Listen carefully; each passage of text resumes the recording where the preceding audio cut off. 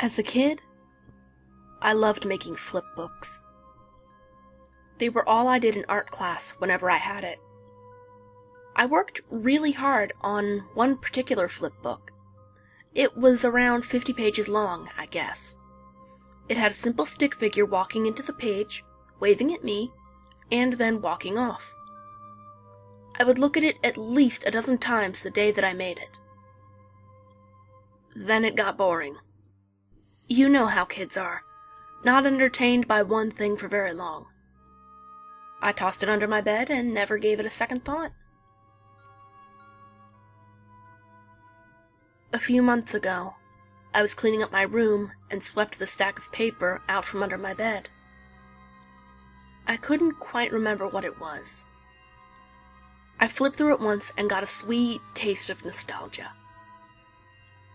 I flipped through it once more and noticed the pages hadn't aged or gained dirt at all. I flipped through a third time. The little stick man walked onto the page, waved at me, but didn't walk off. Instead, a second stick man joined him. It waltzed up, having either an item in its hand or a severely disfigured arm. It's not like anyone could tell the difference. The second stick man walked next to the first stick figure, stood there for a moment, then whacked the poor fellow upside the head. The stick figure fell, and the second stick man swung his stick at the other man.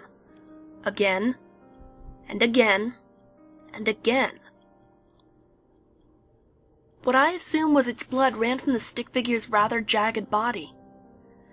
It looked like nothing more than smeared pencil stains. The stick man proceeded to bend down and tear apart the first stick man's body, limb by thin limb. Once he was done, he bent each one into characters and letters. He set them upon the page to form a single word. He grabbed the base of his own round head and tore it off. Then he tore off his legs and then one of his arms. His zigzagged body parts formed themselves into a second word. What I read made me burn the flipbook. You're next.